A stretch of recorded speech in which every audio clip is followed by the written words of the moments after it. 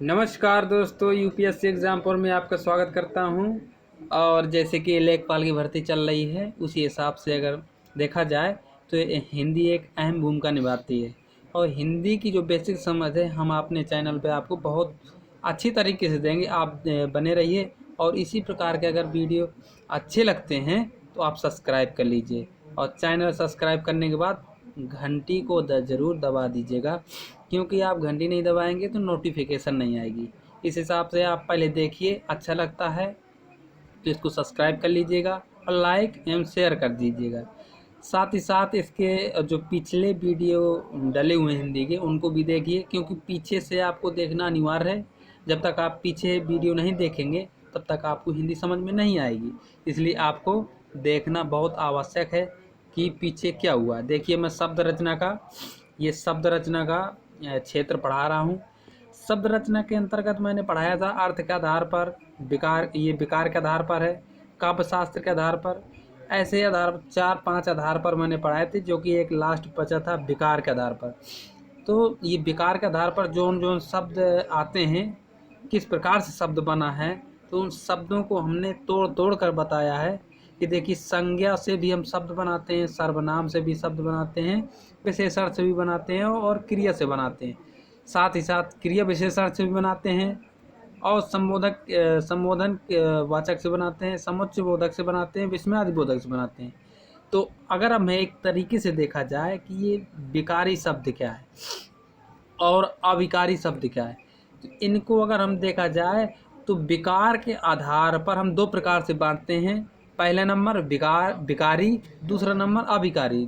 अविकारी को ही हम क्या कहते हैं? अव्यय कहते हैं। अव्यय का नाम आपने सुना होगा। और एवं ये शब्द उनको लगे होते हैं जिनका कोई अर्थ ही ना निकले। अगर उनको विकार अगर देखा जाए, यूज कराएं, तो जैसे कह दिया जाए एवं को स्त्रीलिंग में चेंज करो तो एवं ही थोड़ा ना हो जाएगा, वो तो एवं ही रहेगा। न तो उसमें लिंग का कार्य होगा, न उसमें लिंग चेंज हो सकता है कि स्त्रीलिंग पुल्लिंग। जैसे और है, और को अगर हम लिंग में चेंज करें, जैसे ये पुल्लिंग है और जैसे लिखते हैं कि ये पुल्लिंग है, तो इसको स्त्रीलिंग हम कैसे कर सकते हैं?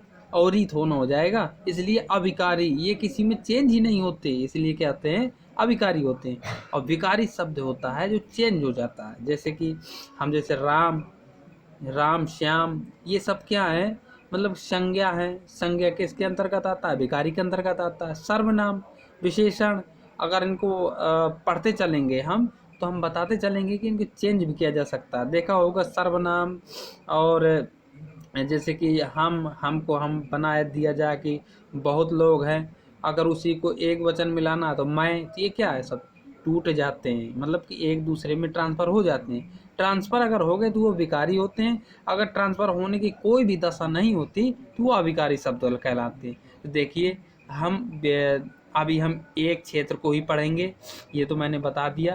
तो अभी हम संज्ञा को स्टार्ट करेंगे। फिर देखिए, सर्वनाम, फिर विशेषण, फिर क्रिया, ये अलग अलग वीडियो बनेंगे। फिर इसके पश्चात आएगा क्रिया विशेषण, संबोधन, समुच्चय बोधक, समुच्चय भेदक, ये सब पढ़ाए जाएंगे। तो आप बने रहिए इसी प्रकार से, और इसको शेयर करीते जाइएगा और सब्सक्राइब करिए, क्योंकि शेयर करेंगे तो हमारा भी कुछ चैनल को प्रोग्रेस होगा, तो साथ में हमारा मन बहुत तेज़ी से होगा कि अच्छी अच्छी वीडियो डालें, बहुत बेहतर तरीके से। लेखपाल के लिए स्पेशल है, आप लगे रहिए। ऐसी बेसिक क्लास कहीं भी नहीं मिलेगी, क्योंकि मैं बिल्कुल क्रमवार डाल रहा हूँ। पीछे वीडियो भी देख सकते हैं, मैंने स्टार्टिंग से उठाई है। और पीछे भी प्लेलिस्ट में जाइए, प्लेलिस्ट से देख सकते हैं, अलग अलग फोल्डर बने हुए हैं। तो चलिए हम संज्ञा से स्टार्ट करते हैं। देखिए, संज्ञा किसे कहते हैं? पहला नंबर है संज्ञा। आपने सुना होगा, बचपन में पढ़ा होगा, किसी वस्तु या व्यक्ति या स्थान या भावों के नाम को क्या कहते हैं? संज्ञा। देखिए, संख्या लिख गया है, बहुत ध्यान नहीं रही, इसको संज्ञा कर लीजिएगा। तो संज्ञा कहते हैं किसको? किसी वस्तु का नाम हो गया, जैसे कि पंखा, मेज, कुर्सी, या फिर हो गया किवाड़, ये क्या वस्तुएं हैं? इनके नाम को अगर कह दिया जाए वो भी संज्ञा। व्यक्ति का नाम, व्यक्ति ही एक प्रकार से क्या हो गई? संज्ञा है। जैसे मैंने सेंटेंस बोल दिया, वो व्यक्ति कौन है? तो व्यक्ति, अगर व्यक्ति शब्द आया, ये क्या है? अगर देखा जाए तो व्यक्ति हमारा संज्ञा है कि नहीं? स्थान, स्थान को बोला जाए, जैसे कि दिल्ली, आगरा, चंडीगढ़, ये क्या देश, ये सब संज्ञा में आते हैं। लेकिन कौन सी संज्ञा में आते हैं ये आगे चल के हम बताते हैं, क्योंकि इस संज्ञा को भी अलग अलग भागों में तोड़ा गया है। भावों की बात करते हैं, जैसे कि मिठास, मिठास, कड़वाहट, बुराई, अच्छाई, ये क्या है भाव। भाव का मतलब हम छू नहीं सकते लेकिन उनको महसूस कर सकते हैं। आपने बुराई महसूस की होगी, अच्छाई महसूस की होगी, लेकिन उसको पकड़ा नहीं होगा कि पकड़ लें जा कर के उसको छू सकते हैं, ऐसा नहीं हो सकता। भाव को सिर्फ समझा जा सकता है और भाव को भाव से ही तोड़ा जा सकता है। देखिए मेरी बात गहराई से समझिए, उसको मजाक में मत लीजिएगा। भाव को समझना बेहतर तरीके से आता है। अगर इसी बात को अगर मैं कह दूं कि आप कभी कभी मतलब कि प्रेम रोग में फंस जाते होंगे, उसमें भी आप समझ रहे होंगे कि भाव की ही बात आती है, तो मजाक नहीं है, ये बात भाव की ही होती है। आगे चलिए, ये तो मजाक था। चलो, जैसे संज्ञा की हम उदाहरण बताते हैं। लड़का, लड़की, मोहन, सोहन, किताब, मशीन, अच्छाई, बुराई, मिठास, आगरा, पंखा, खुशी, ईमानदारी, ये सब क्या है, सब संज्ञा के अंतर्गत आते हैं। लड़का, मैंने कोई स्पेशल लड़के के बारे में बताया नहीं, लेकिन फिर भी अगर देखा जाए मोहन, मोहन क्या है, स्पेशल लड़का है। ऐसे प्रकार से अगर देखा जाए तो मैं तोड़ के बताऊंगा जब ये अलग अलग संज्ञाओं के पार्ट में आएंगे। तो देखिए किताब, मशीन, अच्छाई, बुराई, ये सब क्या है, संज्ञाएं। उदाहरण के लिए जैसे बता दूं, राम एक बुरा लड़का है, तो इसमें संज्ञा के देखा जाए तो कौन कौन सी संज्ञा बन सकती है। देखिए राम, राम क्या है, एक मतलब कि संज्ञा है। और एक एक को नहीं कॉमन करेंगे। बुरा, बुरा और बुराई में अंतर है। देखिए बुरा जो होगा तो ये उसकी विशेषता बन जाएगी, है कि नहीं। बुरा लड़का है, लड़का क्या है, लड़का जो बन गया तो ये हमारा संज्ञा है। तो देखिए इसमें इस सेंटेंस में दो संज्ञाएं हैं, कौन कौन, राम, एक लड़का। लेकिन अगर बुरा की बात कर दी जाए तो ये एक विशेषता है। कैसा लड़का है, बुरा लड़का है। तो बुरा लड़का है तो वो उसकी विशेषता है कि बहुत बुरा लड़का है। अगर बहुत भी लग गया तो प्रभु विशेषण में चला जाएगा। तो इसलिए बुरा उसकी विशेषता है। तो इसमें बुराई अगर लगा दिया जाए तो उसकी कौन सी बन जाएगी, भावनात्मक संज्ञा बन जाएगी। अगर आई लगा, प्रत्यय लगा दिया जाए आई, तो क्या हो जाएगा, वो भावनात्मक में आ जाएगा। इसलिए अभी के स्टेज में देखा जाए तो कितनी संज्ञा है, दो संज्ञा है, और इसमें संज्ञा नहीं है। ये उदाहरण के लिए हो गए। और भी सेंटेंस ले लीजिएगा आपको मन में आए, लेकिन आपको अगर समझ में आता है तब, अगर रखते हैं तो नहीं समझ में आएगा। आगे देखिए संज्ञा के प्रकार कितने होते हैं। संज्ञा के प्रकार कितने होते हैं इसको समझिए बेहतर तरीके से। संज्ञा कितने प्रकार की होती है, तो देखिए संज्ञा उसे देखा जाए तो मूल रूप से तीन प्रकार की होती है। तीन प्रकार की क्यों होती है, क्योंकि इनसे इनके अलावा बन ही नहीं सकती। एक तो हम मानते हैं व्यक्तिवाचक, जो कि स्पेशल व्यक्ति के लिए कहा जाए, जैसे मोहन, सोहन, या फिर कह दिया जाए रागनी, या फिर कह दिया जाए दिल्ली, या फिर गंगा। ये क्या है सब, मतलब एक स्पेशल क्षेत्र को बोल रहे हैं। स्पेशल क्षेत्र का मतलब मोहन एक लड़का तो है लेकिन मोहन है। इसी प्रकार से ये व्यक्ति, आगे इसको पूरे डिस्क्रिप्शन बताएंगे, मतलब पूरे मतलब विस्तार से बता रहा हूँ। और देखिए जातिवाचक में आते हैं। जाति का मतलब है कि एक समूह का मतलब कि बोध करा रहा है। जाति का मतलब होता है कि एक जाति के रूप में आता है, समूह के रूप में आता है। इसी के हम दो पार्ट आ जाते हैं। कौन कौन, दो पार्ट। ये देखिए समुदाय, एक द्रव्य। तो तब संज्ञा क्या बन जाती है, तब संज्ञा के प्रकार बन जाते हैं पांच। देखिए जब एग्जाम में आता है कि संज्ञा के मूल रूप से प्रकार कितने होते हैं, तो तीन होते हैं। अगर वैसे पूछ ले देता है कि संज्ञा के प्रकार कितने होते हैं, तो आप पांच टिक करिएगा, यही आंसर सही है। तो आप जो करना है, तो मूल रूप से अगर आ जाए तो तीन। तो व्यक्तिवाचक संज्ञा हो गया, इसके पूरे तरीके से बता रहा हूँ। जातिवाचक संज्ञा के अंतर्गत दो आती हैं, कौन कौन, समुदाय और द्रव्य। समुदाय का मतलब जैसे कि झुंड, परिवार, भीड़, ये सब क्या समुदाय का एक प्रदर्शित करती है। इन्हीं के अंतर्गत है, ये सब जाति के अंतर्गत आती हैं, जातिवाचक वाचक के अंतर्गत आती है। अगर ये समुदाय उदाय आ जाए, अगर जातिवाचक संज्ञा आपके ऑप्शन में है तो वो भी टिक कर सकते हैं। अगर स्पेशल समुदायवाचक दी है तो ये भी टिक कर सकते हैं।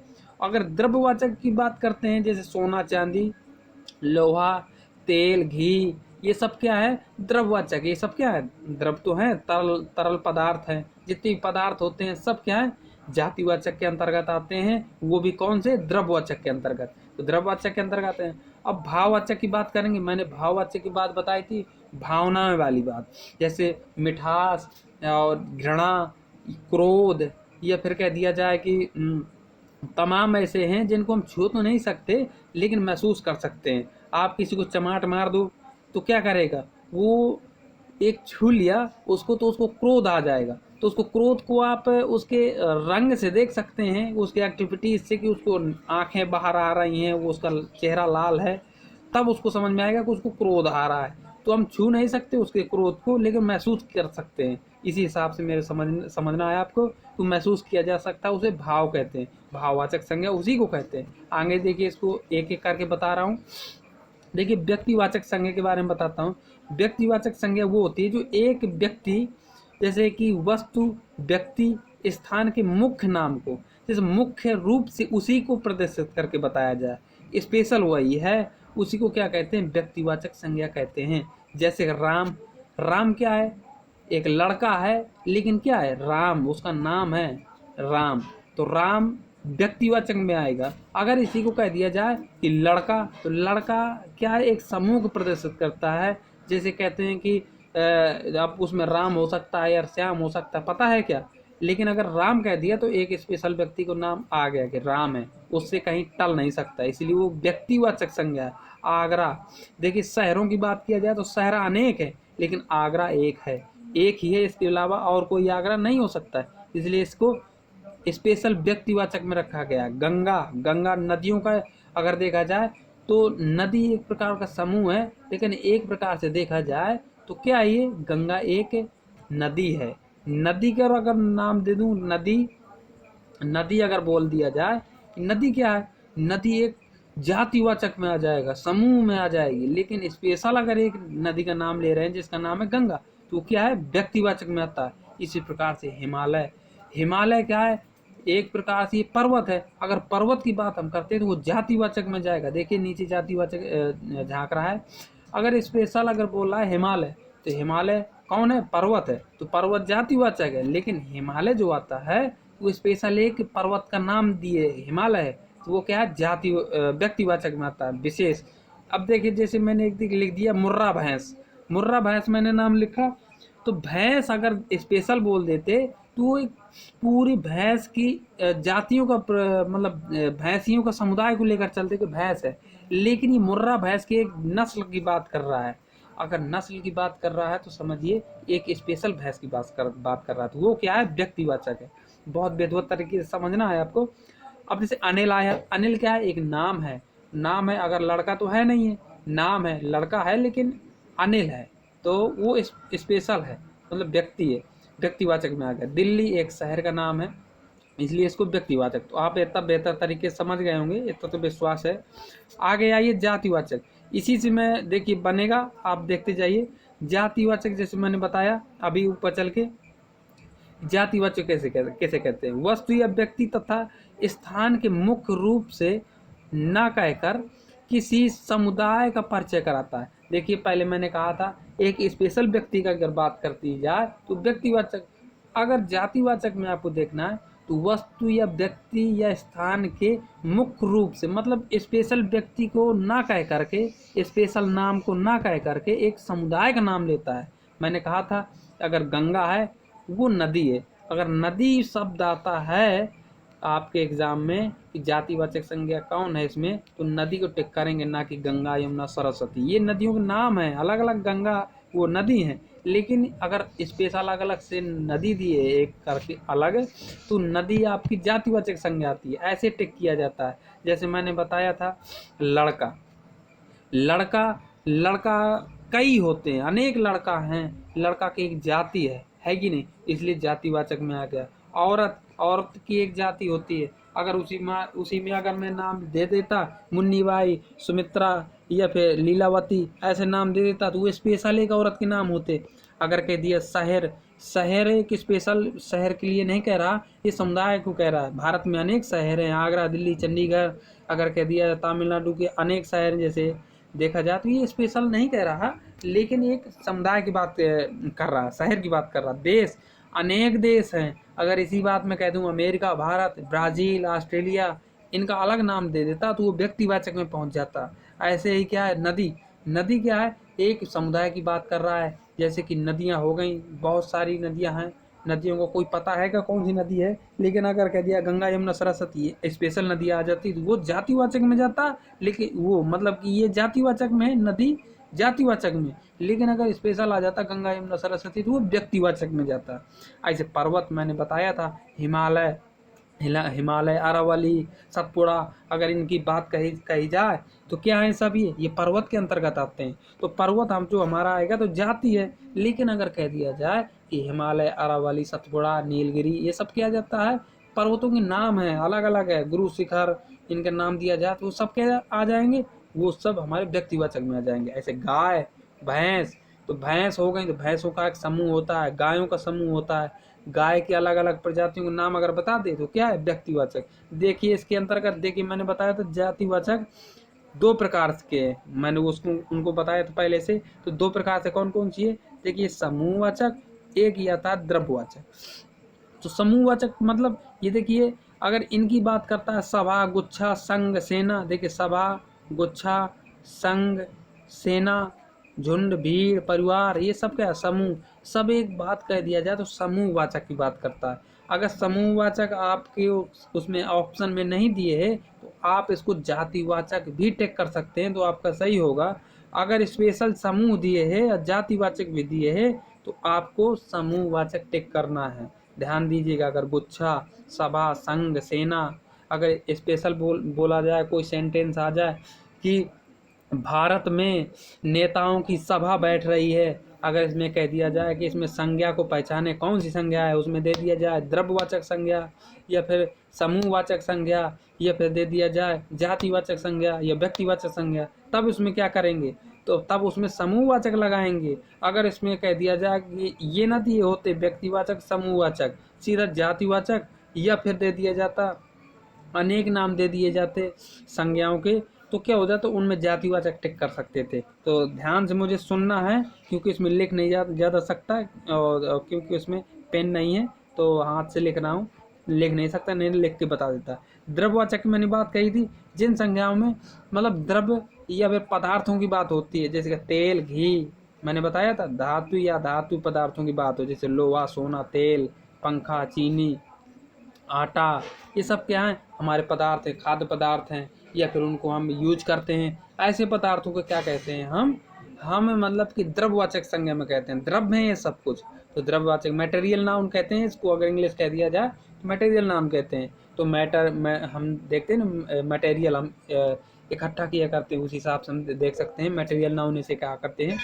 तो आगे देखिए, अब अगला है जो, तो देखिए भाववाचक संज्ञा, मैंने बताया था ये लास्ट है। अगर देखा जाए तो तीसरा प्रकार है, वही से देखा जाए तो तीसरा प्रकार है, नहीं तो पांचवा प्रकार है।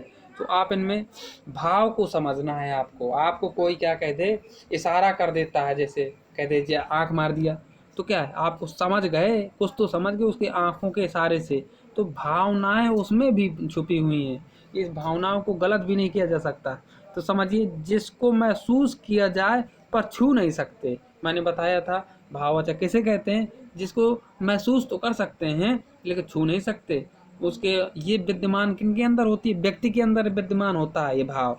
तो आगे देखिए, जैसे क्रोध, घृणा, प्रेम, ईमानदारी, बुराई, भलाई, यात्रा, बीमारी, लंबाई, बुढ़ापा, बचपन, मिठास, ये सब क्या है, भाववाचक संज्ञा के अंतर्गत आते हैं। अगर इसी में अगर थोड़ा बहुत चेंज में कर दूं, मिठास है, अगर कह दूं इसको मिठाई, तो स्पेशल क्या होगा, ये विशेषता बन जाएगी मिठाई, है कि नहीं। मिठास है तो ये भाववाचक संज्ञा के अंतर्गत आता है।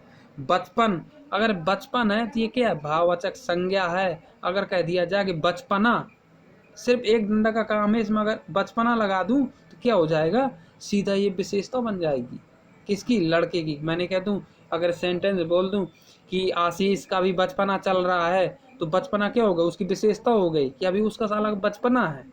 अगर कह दूं बचपन है, अगर एक सेंटेंस आता है कि बचपन में हम बहुत खेला करते थे, तो ये क्या हो गई, बचपन एक संज्ञा को प्रदर्शित करता है कि नहीं। अगर बचपना कह दूं तो एक क्या बन जाएगा, एक प्रकार का हमारा विशेषता बन जाएगी। ऐसे चेंज किया जा सकता है। अगर हिंदी को अगर देखा जाए तो सरल भी है और कठिन भी है। क्रोध, घृणा, मैंने बताया था, क्रोध किसी को देखा नहीं जा, मतलब कि महसूस किया जा सकता, छू नहीं सकते हैं। घृणा हो गई, प्रेम हो गया, प्रेम हो जाता है किसी से, महसूस करते हैं। आप जो प्रेम करते होंगे तो वो तो बहुत अच्छे से महसूस कर रहे होंगे मेरी बातों को। ईमानदारी, ईमानदार और ईमानदारी में बहुत फर्क है। ईमानदार क्या है, एक व्यक्ति ईमानदार होता है तो उसकी ये क्या है, विशेषता है। लेकिन ईमानदारी वो भाववाचक संज्ञा है। ऐसे ही बुराई, ऐसे भलाई, यात्रा, बीमारी, लंबाई, ये सबको आपको समझना है। तो ये हिंदी के देखिए, अब मैं सर्वनाम बताऊंगा और कंफ्यूज मत होइएगा, दोबारा देख लीजिएगा और इसको शेयर करिए। और क्योंकि मैं हिंदी का बेहतर तरीके से पढ़ा रहा हूँ, आपको लेखपाल की इससे बाहर नहीं जाने दूंगा, तो इसको शेयर करिए। धन्यवाद। और आप जैसे कमेंट करते हैं जिसमें सुधार लाएं, कमेंट करें और सुझाव भी दें कि किस में और पढ़ाना है, उसको भी पढ़ाऊँगा। धन्यवाद और इसके साथ शेयर करिए।